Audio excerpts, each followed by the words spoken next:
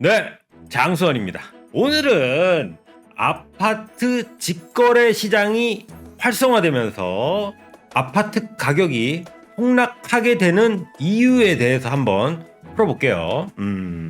요즘 부동산, 특히 공인중개사 이야기를 하면은 많은 사람들이 이런 이야기를 합니다. 하는 거 없이 돈만 챙기고 책임은 안 진다.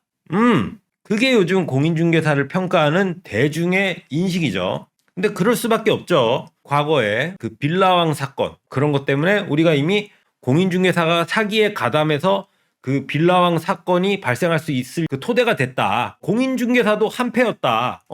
그러니까는 책임을 안 지는 것뿐만 아니라 사기칠 때도 동조하더라. 그런 시선이 많이 형성이 됐죠.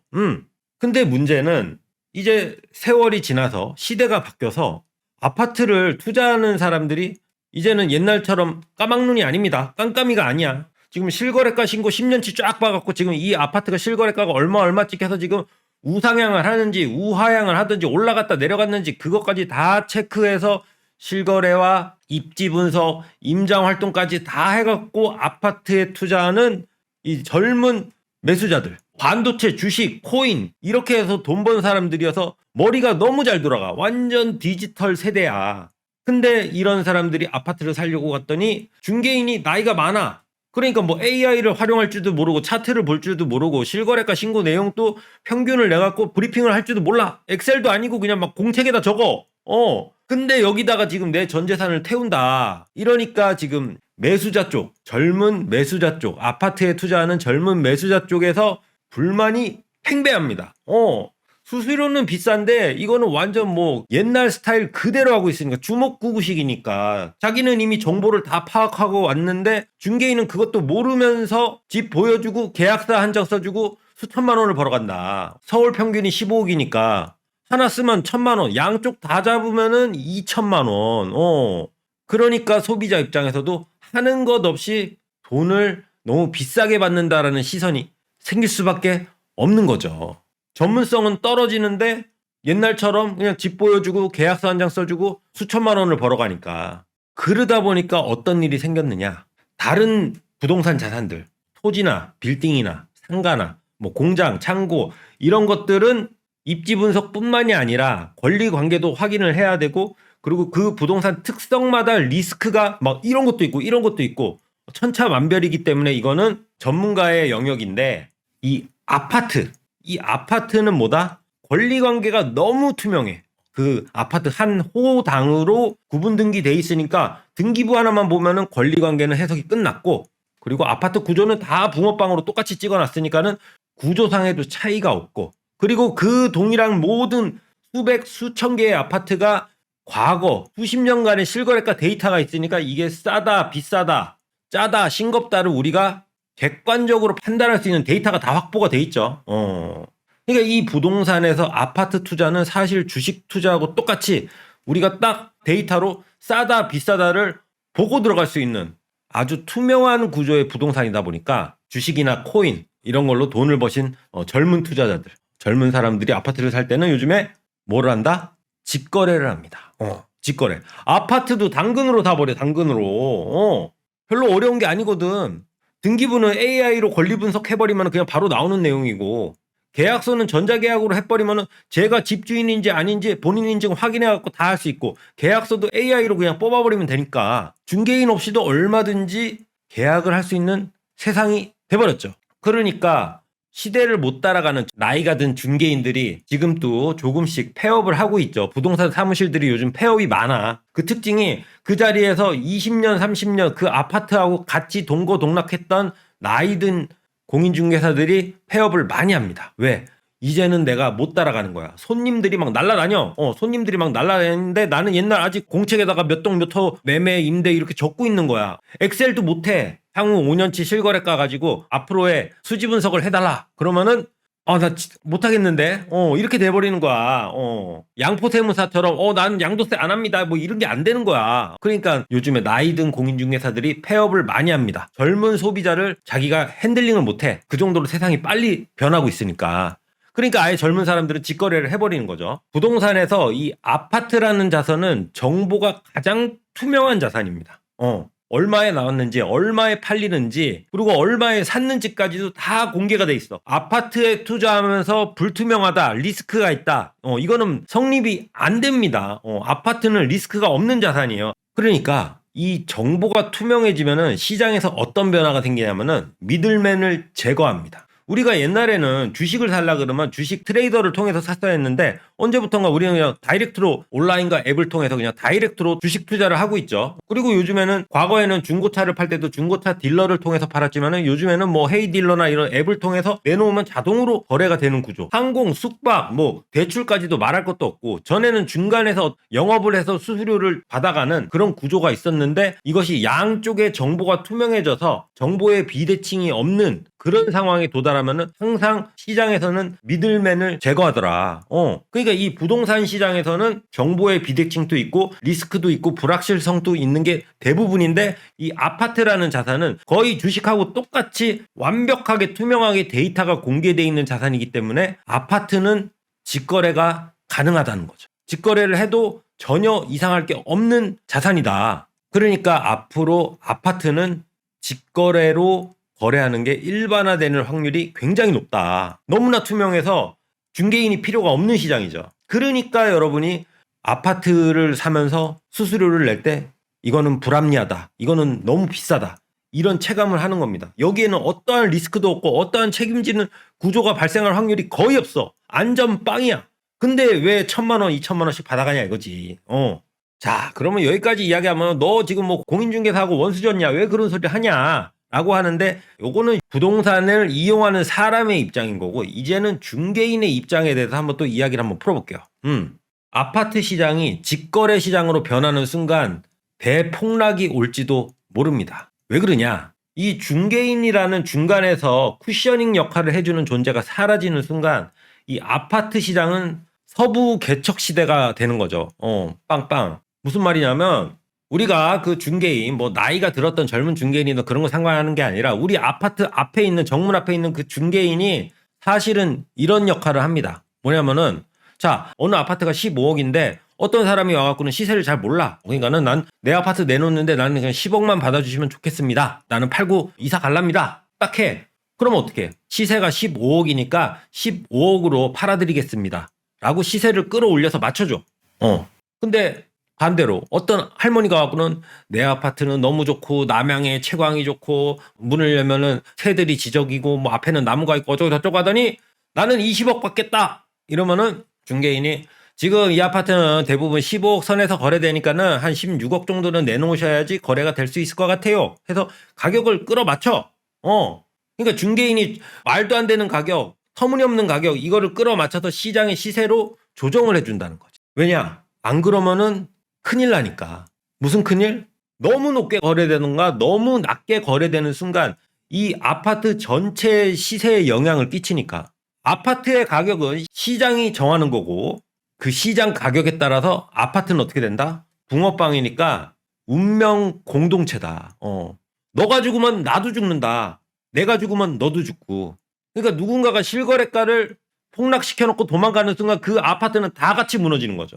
물론 하나 갖고는 안 되겠지만 그게 연달아서 15억짜리가 10억, 9억, 8억 이렇게 따라락 계단식으로 떨어지는 게 찍히면은 그 아파트는 시세가 그냥 쭈르륵 흘러내리는 겁니다. 못 막어.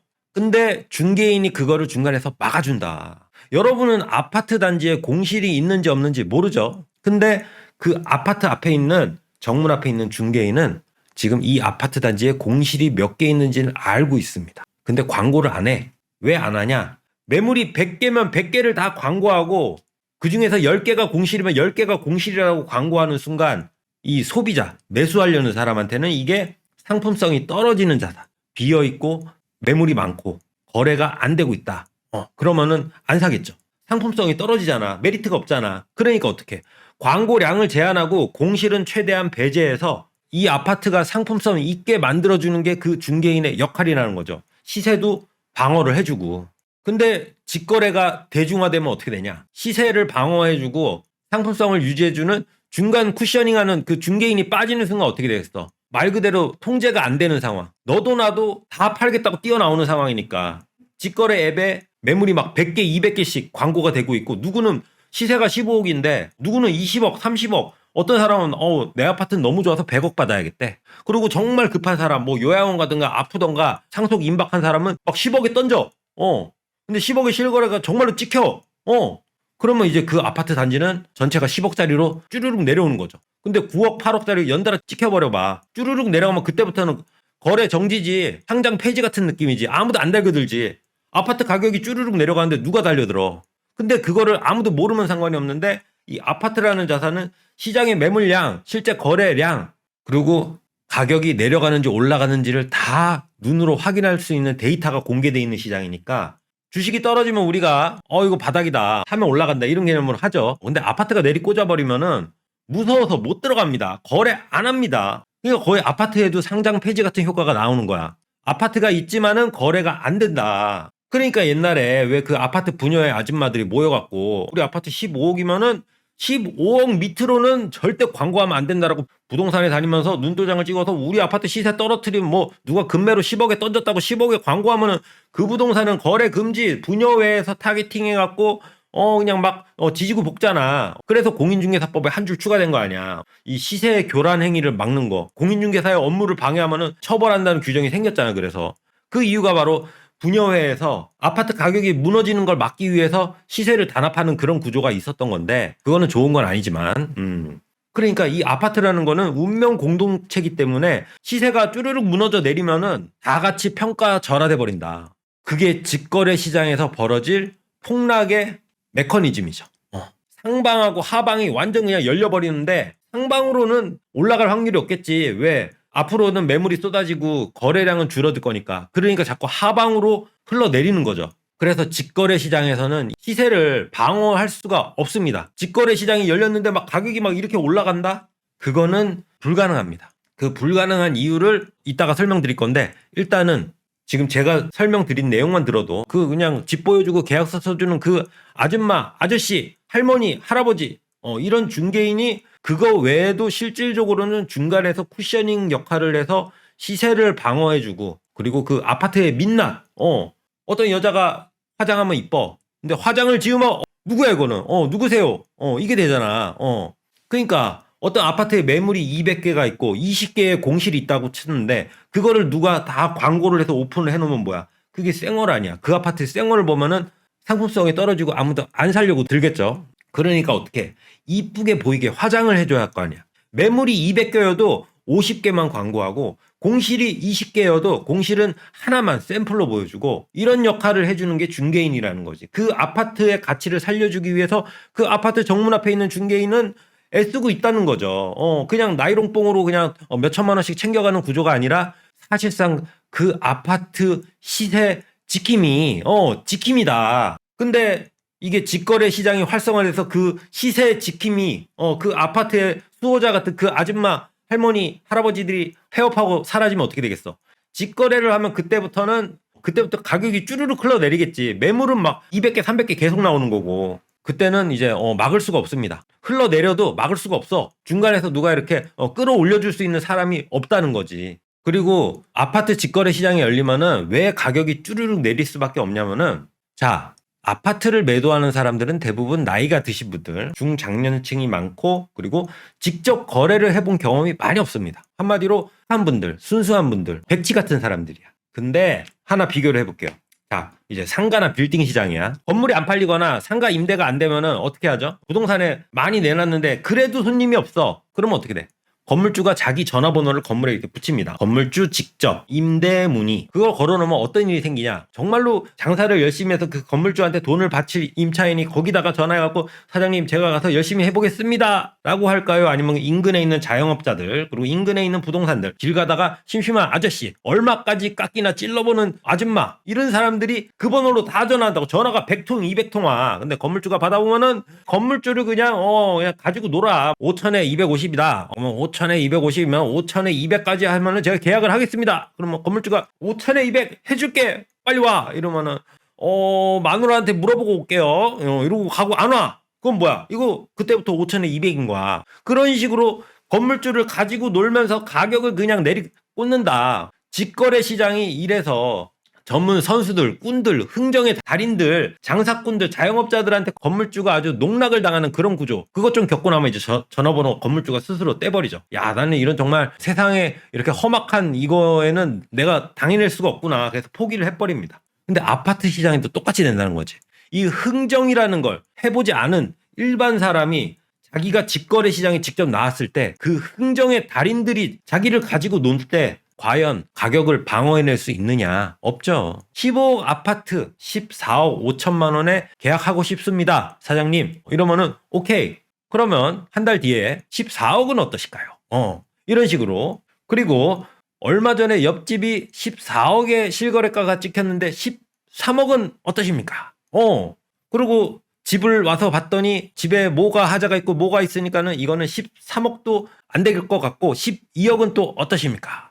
이런 식으로 이게 이제 계속 깎아 들어가는 거죠. 이런 거를 한 번 또 흥정을 안 해본 사람이 처음 겪는다 그러면 어떤 일이 생길까요? 시세가 15억짜리 아파트가 쭈르륵 내려가겠죠. 이게 직거래 시장의 무서움입니다. 흥정을 안 해본 초짜들이 시장에 나오는 순간 순한 양인데 늑대가 바글바글해. 아파트 후려쳐갖고 잡을 사람들이. 근데 여기서 진짜 무서운 건 뭐냐면은 빌딩이나 상가 이 개별적인 자산들이 싸게 거래가 됐다고 해서 그게 시세가 되는 건 아닙니다. 그게 평균이 되는 건 아니야. 건물이나 상가는 다 하나하나 개별성이 너무 다르기 때문에 옆에가 평당 1억에 팔렸다고 해서 이 옆에가 평당 1억이 되는 게 아니에요. 그런데 아파트, 운명 공동체, 붕어빵 이거는 붕어빵이기 때문에 시세가 15억인데 어디서 10억짜리 하나 거래 떴다. 그러면 이제 그거 기준으로 전체 평균을 맞춰버리는 거죠. 그리고 장이 안 좋고 거래량이 없을 때는 뭐다? 그거 아래로 가야지 계약이 나온다. 그리고 그 아래로 내려가는 순간 어떻게 된다? 아무도 안 산다. 왜? 쭈루루룩 지금 가격이 내려가는 걸 누가 삽니까? 이게 바로 중간에서 쿠셔닝이 없는 상태에서 시장이 자율적으로 돌아갈 때는 개인과 개인 간의 막 거래인데 그거에 대한 결과가 전체한테 영향을 주니까 아파트는 내리꽂는 방향으로 갈 수밖에 없는 거죠. 그래서 오늘 이야기를 좀 정리를 하면은 우리가 알고 있던 그 1,000만 원, 2,000만 원을 받아가는 아무것도 하는 거 없이 집 보여주고 책임도 안 지고 요즘 돌아가는 세상도 잘 모르는 중개인이 사실은 알고 봤더니 우리 아파트를 지켜주는 수호신 같은 거였다라는 거와 앞으로는 이 아파트 직거래 시장이 커지는 거 이거는 막을 수가 없습니다. 왜 막을 수 없냐면은 너무 거래가 쉬운 자산이야. 권리관계가 투명하고 품질이 다 규격화돼 있는 거니까 똑같잖아. 아파트 101호하고 103호하고 똑같아. 구조도 똑같고 방향도 똑같고 문제가 없어. 그러니까 이 아파트라는 자산은 시세하고 실제 거래량하고 이 모든 것이 데이터가 검증이 되는 내용이기 때문에 아까 말씀드렸죠. 정보가 투명하게 오픈된 시장은 무조건 중개인이 제거가 되더라. 그러니까 아파트 중개는 앞으로 플랫폼 위주의 직거래 형태로 대부분 전환될 확률이 굉장히 높습니다.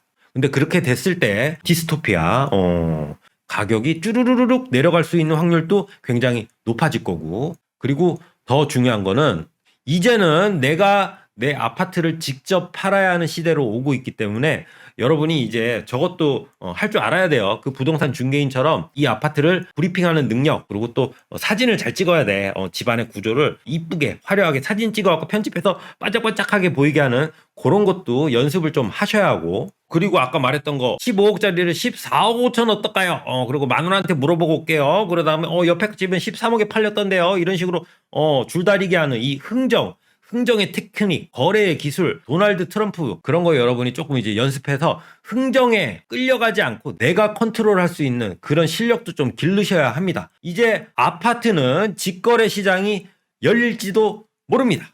네,